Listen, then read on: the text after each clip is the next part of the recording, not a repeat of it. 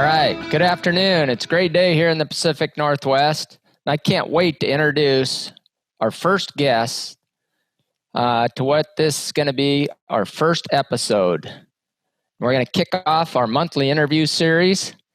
After writing my book, I felt compelled to tell stories of people that have been through hardship and different things. And the first guest has had a few of his own life challenges. He's gone and transformed from alcoholic to pastor, and now leads a life to help other people to live a better life. I've known my guest for more years than I really want to admit, but he's a great guy. You're about to meet a guy who I think would agree it's a miracle that him and I are both still alive. But the nice thing is it gives us an opportunity to be able to share what we've been through, and I think that's why we are both still here. I don't want to give away too much of our story because we're going to be talking about that and the history between us.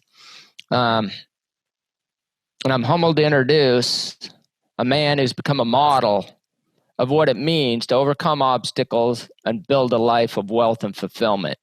So please welcome Pastor Jeff Turner of Christ Community Church in Sioux Falls, South Dakota.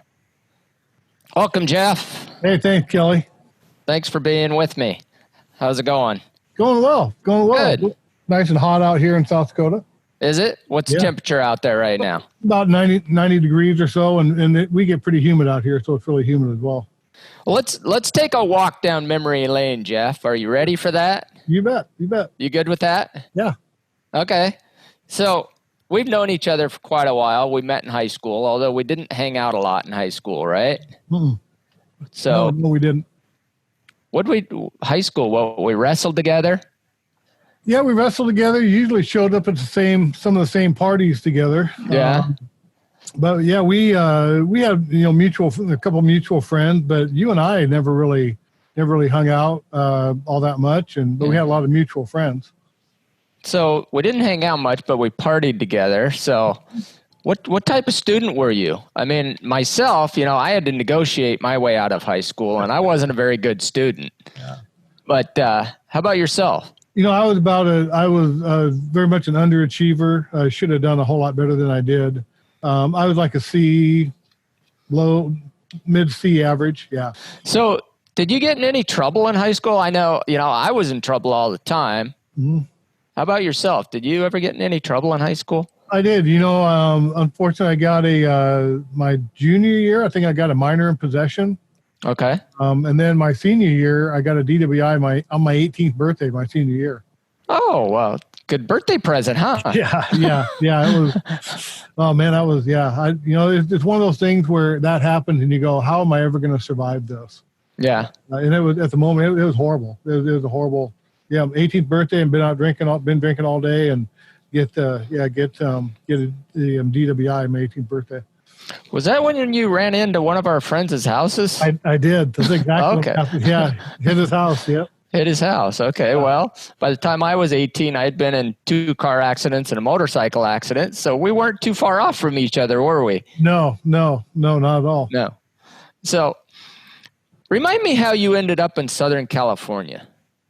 I was living down there. I was, partying pretty hard and living down there, and then all of a sudden, you show up one day. How did that happen? I don't know how. I was living in Everett, Washington at the time, working for a company, and I don't know how we got reconnected, but we did.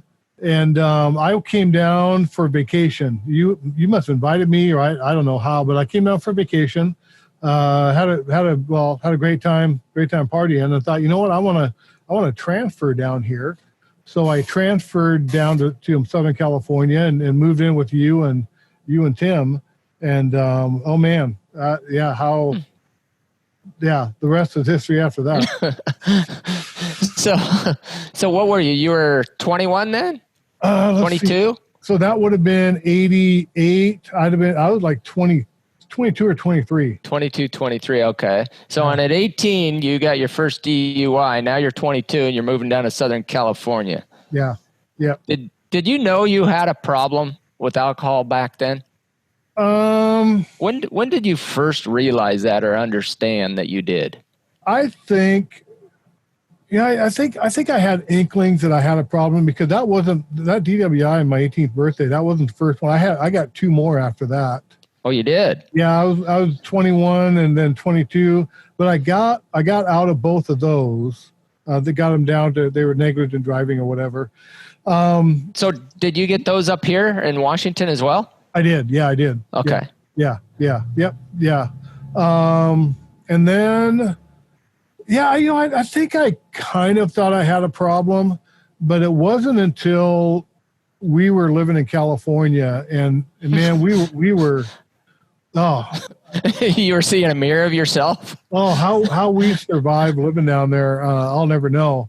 But it was. I came back from there in 89 or 90. 90. And, was it 90? Okay, so 90. January of 1990, we both moved back. Yep.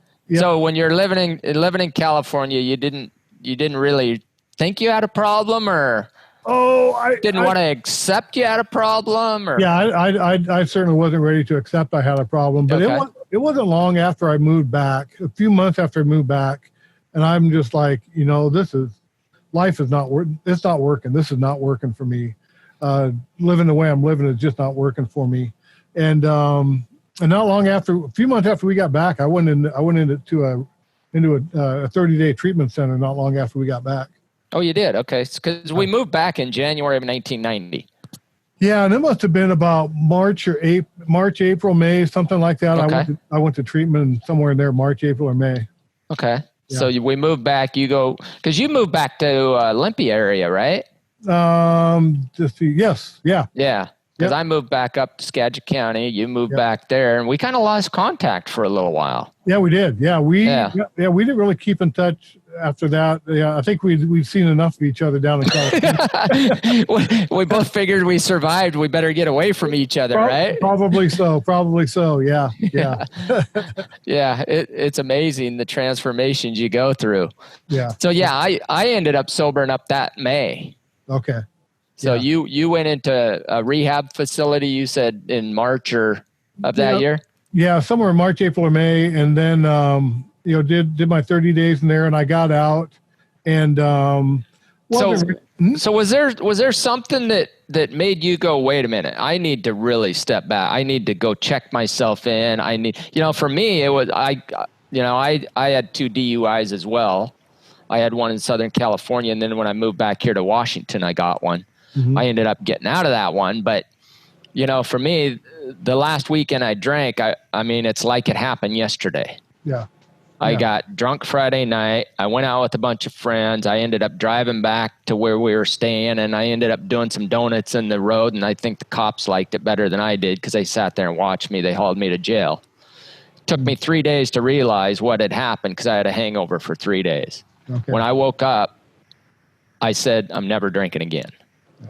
And I mean, I was sick and tired of being sick and tired. Yep. So I hit rock bottom right then. Was there something that happened with you when you said, you know what, I got to go do something? I think I was in the place of being sick and tired of being sick and tired, but I look back now, I was not ready to quit drinking.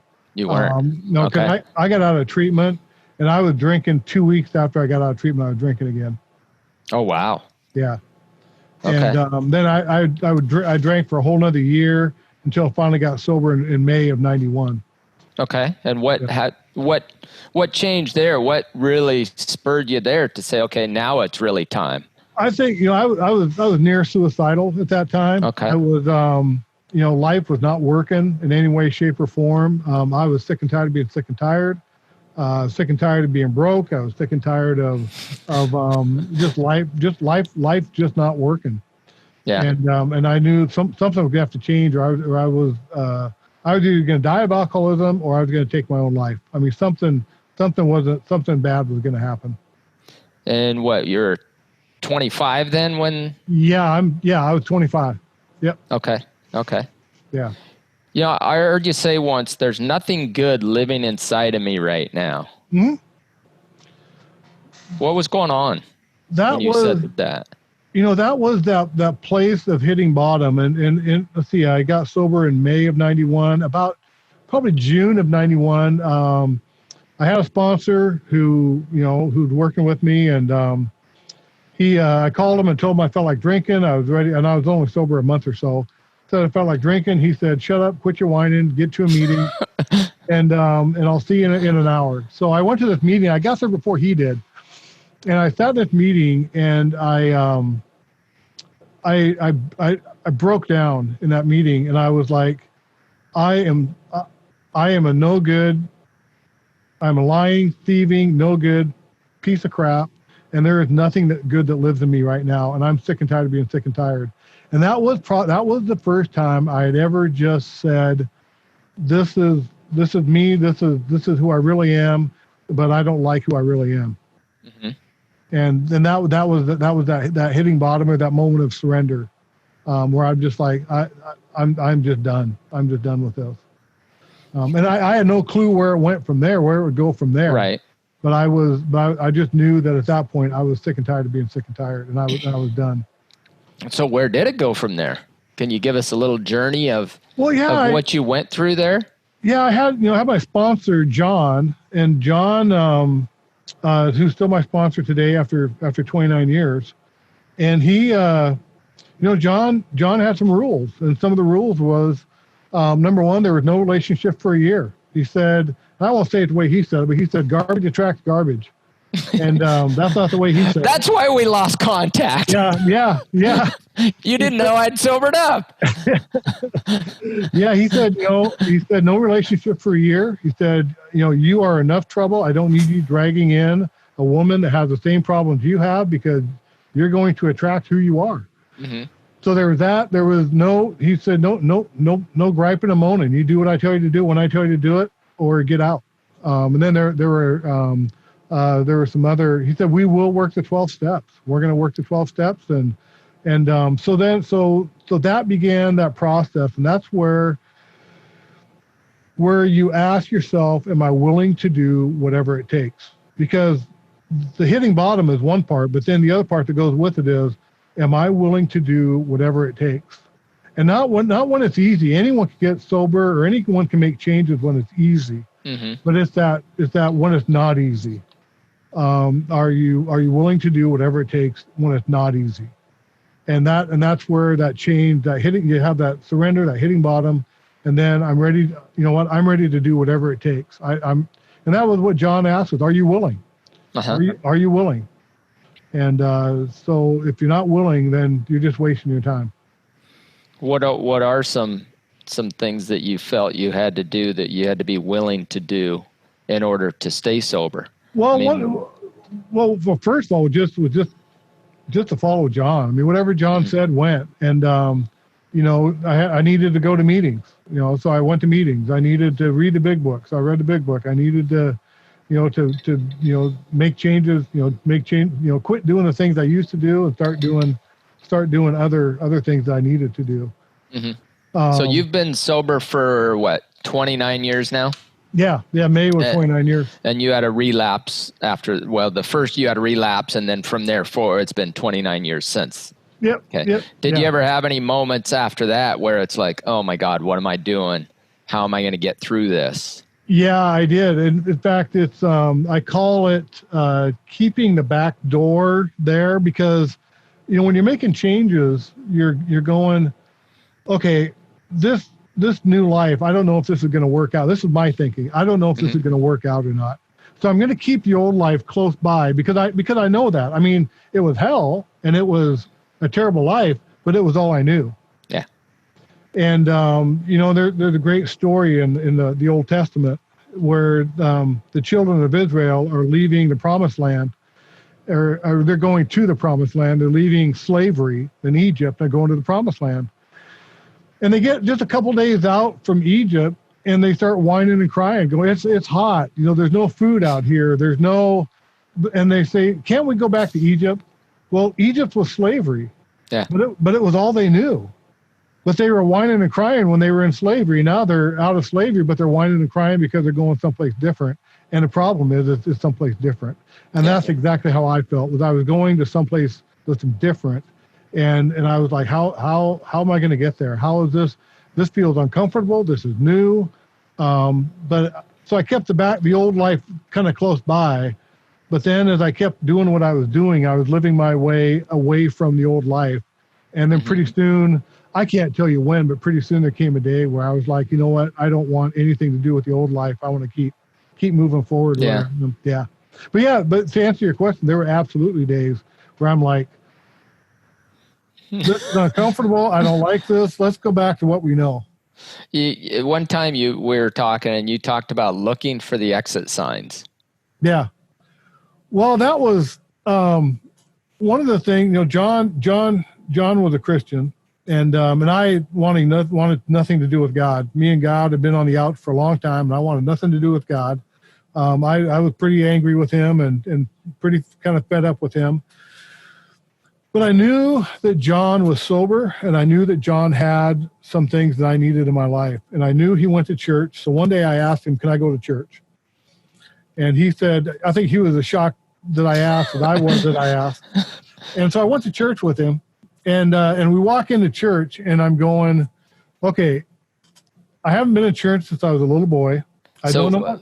So how far into recovery now are you when this happens? I'm maybe 3, 4, 5 months into recovery, maybe something like that. Okay, so it's pretty soon. It's pretty soon. Okay. And so I go to the church with him, and we walk in, and the first thing I'm looking for is the exit signs. Those neon exit signs. Mm-hmm. Because I'm thinking, if it gets weird in here, I want to know how to get out of here in a hurry. And I don't care what happens. I don't care, but I need to know how to get out of here in a hurry. So I'm looking for exit signs to get out of there. And and you talk to John and his wife, and they will tell you that they knew I was nervous. So they sat on either side of me in the pew. They sat on either to keep me from bolting out. They sat on either side of me. I don't care. I'd have gone over the back or over the front, but you'd figured out a way out, huh? That's right. Yeah. So that's looking for the exit signs, is looking for the way out. And that's when we come to a place, whatever it may be in our lives, and we know we need to make changes, and we begin that process of change, which is a process. We will look for the exit signs. We will try to go back to the old life or just give up or whatever, but we look for the exit signs because it's uncomfortable. Change is uncomfortable. Change is hard. So you're at church. You're looking at the exit signs, and you decide that, no, I don't need to go to them. No. Was there a message? Was there something that hit you that said, this is my calling, this is where I'm going?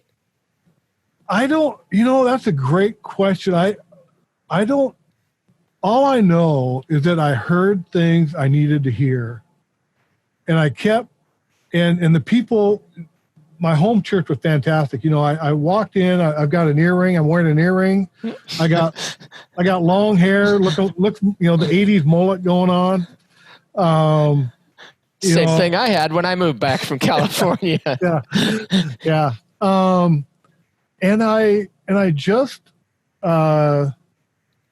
they just accepted me for what I was and where I was. They didn't, nobody said, hey, get your hair cut, get rid of the earring or whatever. They just welcomed me there. And I kept going. I kept going back.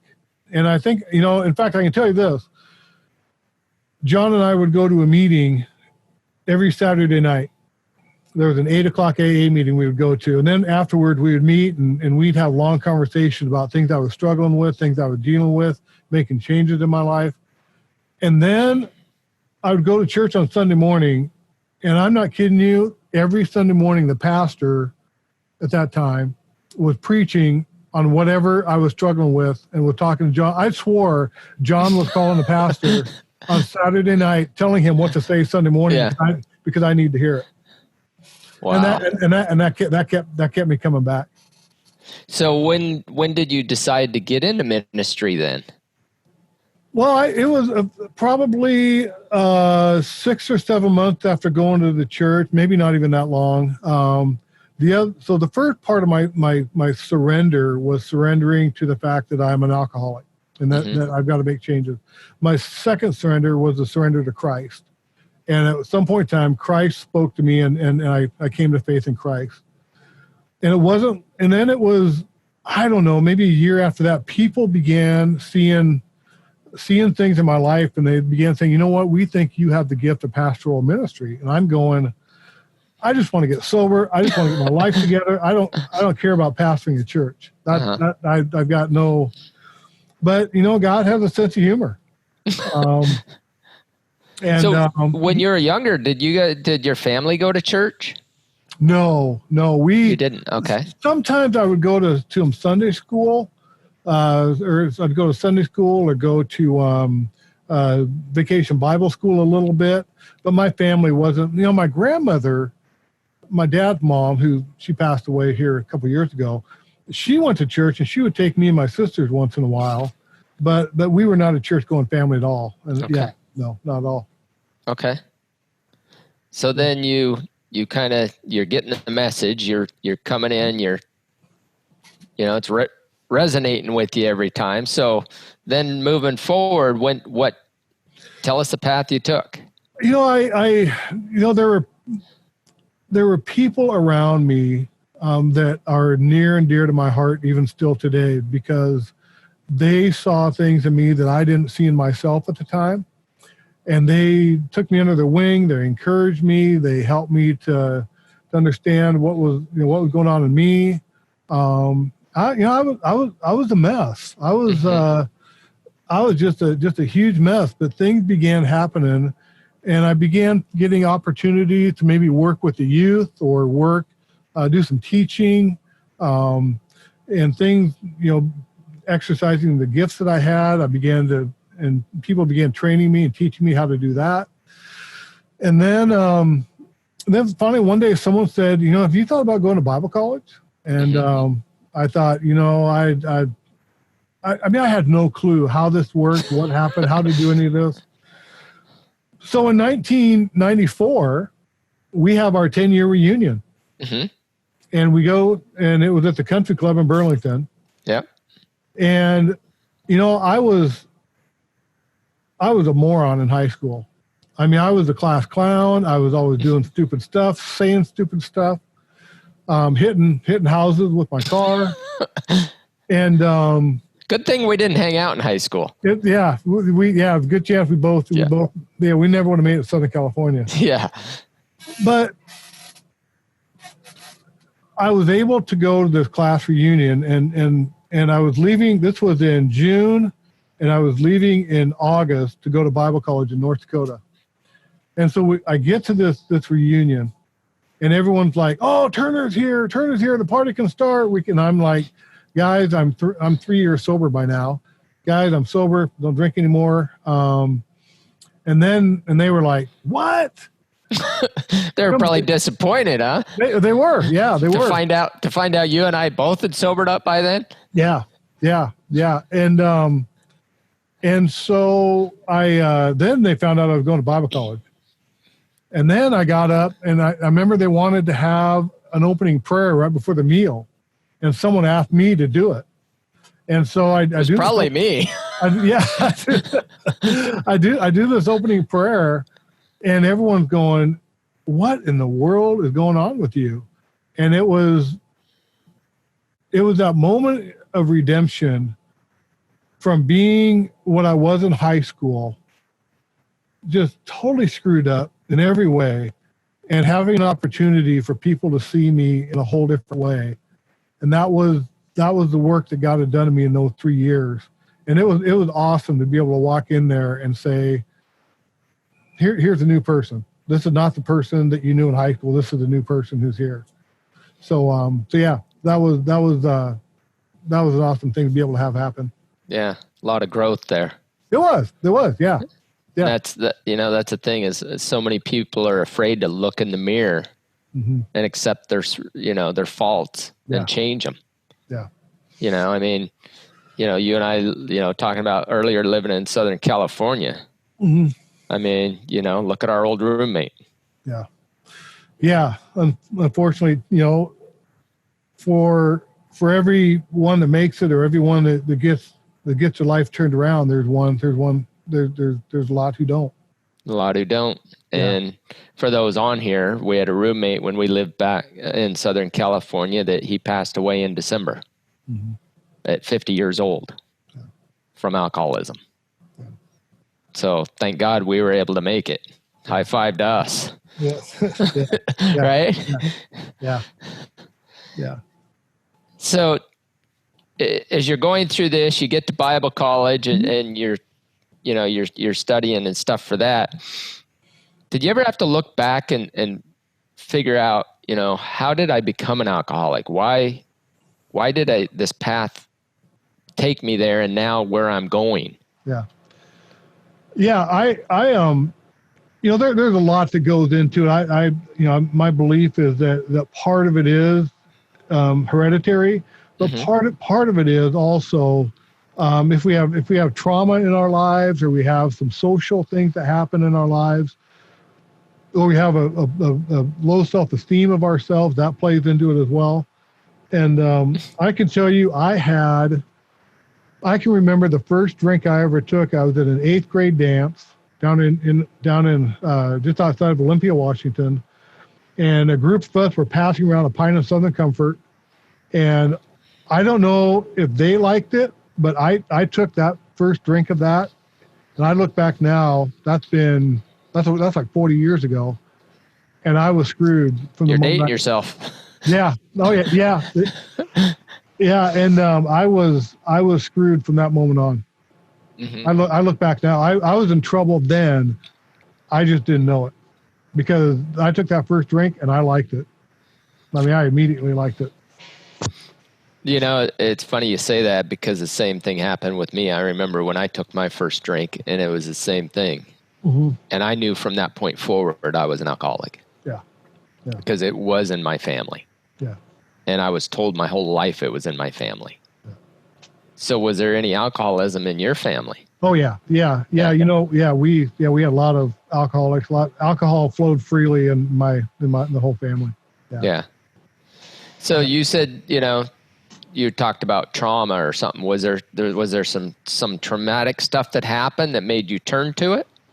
Yeah, when I was 8 or 9 years old, my grandfather died of a heart attack when I was 8. And then not right about the time he died, my parents got divorced. And then a few months after they got divorced, I had an aunt who was my grandfather's daughter, and she committed suicide. Oh wow! So, and this is like in a 6-month period of 1974. And that my grandfather died, my parents get divorced, and my aunt committed suicide, and so there was that. And then I grew up with a hearing. I had a pretty significant hearing loss, so I also have a speech impediment, and so I just had self-esteem issues growing up, all that type of stuff. Hated public speaking. Didn't want to do public speak. So now I'm a pastor. Well, and I think part of our drinking is our self-confidence, right? Yeah, absolutely. I was the same way. I didn't like being in front of people. And here I'm a public speaker. Yeah. You're a pastor, right? Yeah. Most of my life is getting up and speaking publicly. Yeah. Even though we hid it behind alcohol for so many years, didn't we? Yep, absolutely. Yeah. Well, here's something. I was looking at an article here, and with what's going on right now in the world and everything with the coronavirus and everything, there was a study that was done by the Recovery Village in Florida, and it says... findings by the Recovery Village, a Florida-based network of addiction treatment facilities, reflects on expected increase in substance and use during the pandemic, which Americans reported a 55% rise in alcohol consumption in the last month. With it came to illegal drugs at 36% increase. So you talk about trauma, you talk about things that are going on. I mean, right now with what's going on, and I've heard a lot of people say that alcohol sales are through the roof right now. Yeah, the other thing that I do some work for a treatment center, work with recovering alcoholics and addicts, and what we're also seeing is a high degree of relapse. That people have been sober, people who've been sober for many years are relapsing. And part of the reason is that they've had to shut down the AA meetings. Oh wow! So people haven't been able to go to AA meetings, and so there's been a high degree of relapse as well. Mm-hmm. Yeah. Wow. So you're doing a lot working with people. So you're doing your ministry now, and then you're also working with recovering addicts and stuff. Yeah, I believe that the ministry that I was called to do is why I pastor a church. I'm more of a teacher than a preacher. I mean, I preach every Sunday, but I'm more of a teacher in the way that I preach. But I also, my past is a part of my ministry. Okay. So I go down to a treatment center once a week and work with guys down there, and so yeah, part of my ministry is, and it seems inevitable wherever I pastor at, I end up having a couple of alcoholics that show up in the church. If for no other reason, they think, wow, an alcoholic who's a pastor, I got to come check this out. So they don't see too many alcoholic pastors. So tell us about your church. I mean, you've been to a few different ones, but you're in South Dakota right now. Yeah. The first church I pastored out of seminary was here at Sioux Falls. Then I left here and went to Moses Lake, Washington. And then I was in Dodge City, Kansas for 11 years. And we moved from Dodge City up here 3 years ago. So I've been here just about 3 years. It's a church here in Sioux Falls. It's about maybe 12 years old. Okay. And we have between 30 to 50 people that come every Sunday. It's been a lot less with the pandemic. We've had to rethink how we do things. Been more. We've always done our services online, but now it's even more primarily online. Even though we have reopened, people are coming to the church again. There's still a number of people who watch it online. Okay. Yeah. Okay. Mm-hmm. Awesome. Well, we definitely took different paths to get where we're at. That's for sure. That we did. Yeah. I took the business path. Mm-hmm. You took the spiritual, religious path, but we're both helping people, and I think that's the main thing. Mm-hmm. And I think that's probably why we survived what we did. Mm-hmm. I mean, is there any other reason that you can think of why we've survived what we've been through? I think it's just looking that God has a plan for our lives, and yeah.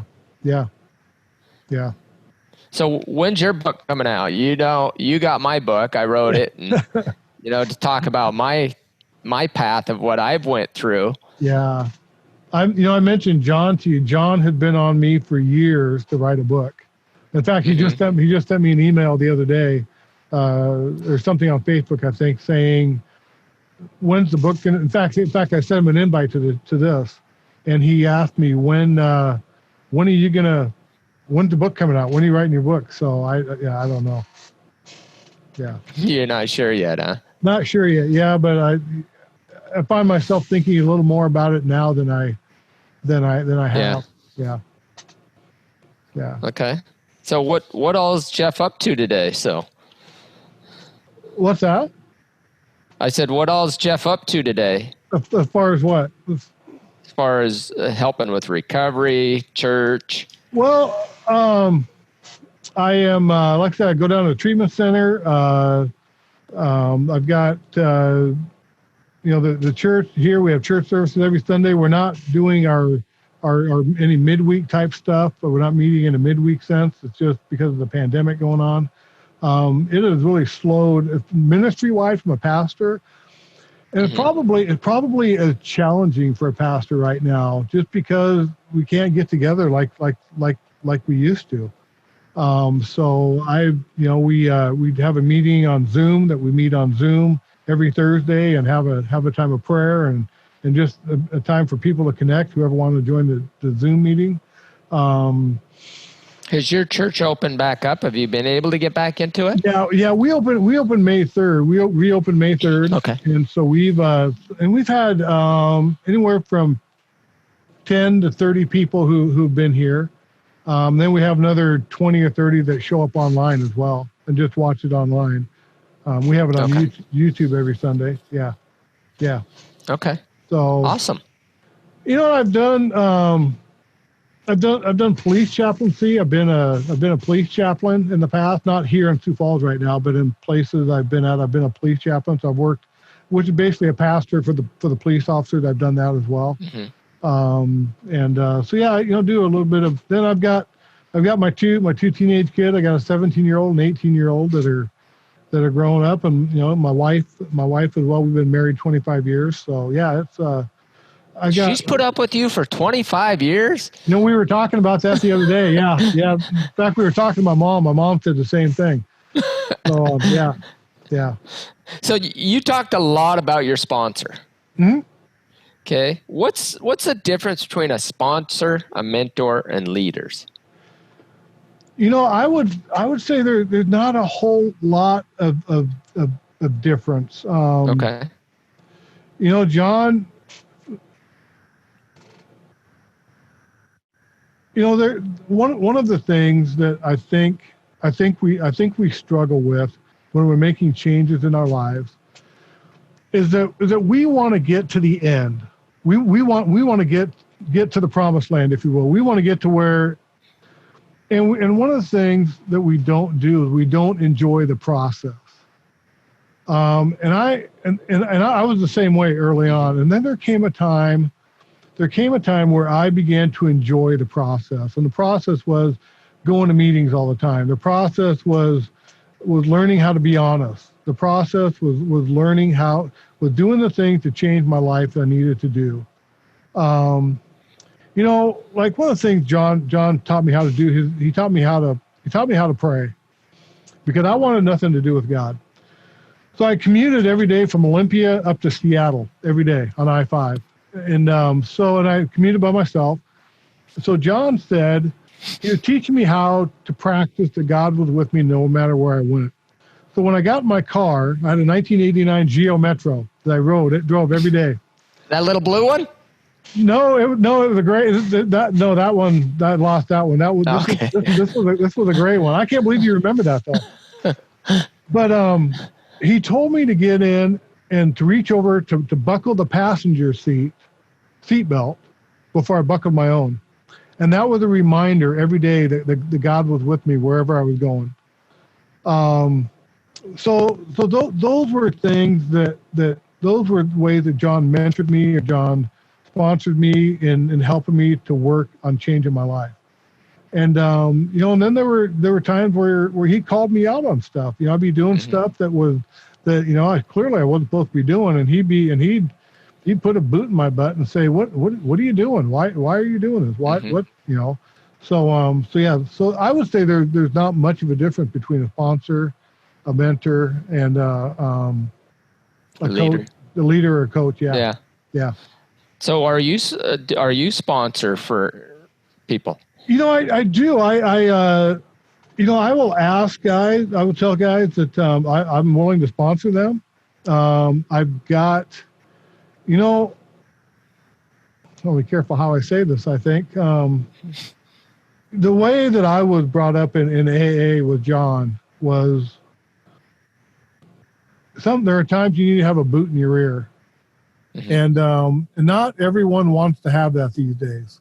They want to be told, oh, you're okay, you'll be okay. The kind of coddling thing. And it doesn't mean that John was mean. It just means that there were times where he was willing to put a boot in your rear to get you where you needed to be.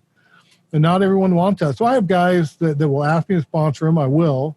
But the sponsorship is up to them. They need to call me. I'm not chasing them down, to sponsor them. If you want me to sponsor, you need to call me. And not everyone. And that's where you find out how committed, or like I said earlier, how willing people are, because they're willing as long as it's easy. Yeah. But when it gets hard, then they're not willing anymore. And so, and it takes the hard work. Yeah. And like we said earlier, you got to look in the mirror, right? Yep. I began, you asked me about riding my bike earlier, and I began listening cycling about, I think this is year 5 for me. And I learned early on a bicycle that there are days when you have a 10 mile an hour, like tailwind. And man, those are great days to ride a bike. You got a 10 mile an hour tailwind, that feels so good. But unfortunately, that wind is going to shift at some point in time. You're going to have a 10 mile an hour headwind. And those days really suck bad. You're doing 10, 15 miles an hour and you're just dying. You got this headwind. But it's not always going to be like that either. There are times where the wind is going to shift. You're going to have a tailwind again. But the difference is, are you willing to keep pedaling the bike even when you have a 10 mile an hour tailwind? Because there are a lot of days where I thought, screw it. I'm getting off this bike and I'm throwing it in the ditch or whatever, and I'm done. But you got to keep going. Then there are days, there was a day in Dodge City, I got a 15 mile an hour headwind. I'm just dying.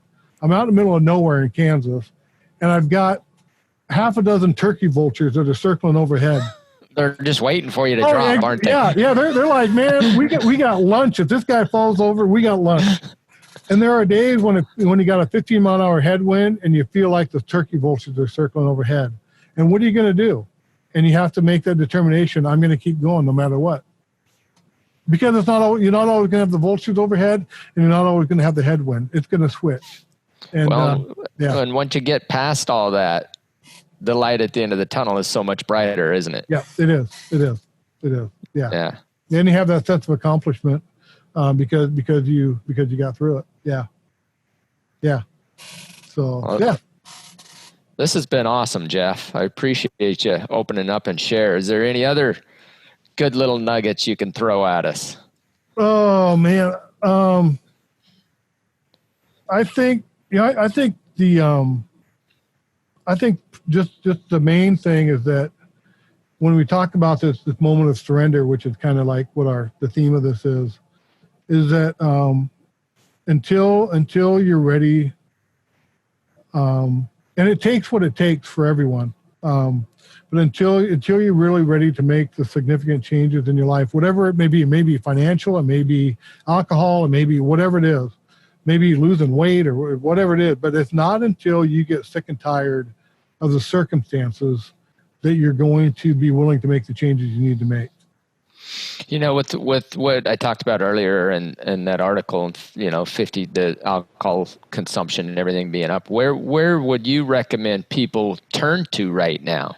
People that are struggling or have a problem right now, or, dealing with the coronavirus and being at home and all that, like yourself. I mean, when you said I'm done, where did you go? So if there is somebody out there that is struggling, what would you recommend? Besides looking in the mirror. Yeah. if you're comfortable talking to a past, find someone that I'll just say when I went into an AA meeting, and I don't know, I was a couple of weeks sober maybe, and I didn't know John at all, and I saw him for the first time, and I heard him speak in that meeting, and I can't tell you what he said in that meeting. All I knew was that whatever he said, I wanted what he had. I mean, he had something in his life that I didn't have in mine, and I wanted what he had. So, if you can find somebody, maybe it's a pastor, maybe it's somebody that you respect, somebody that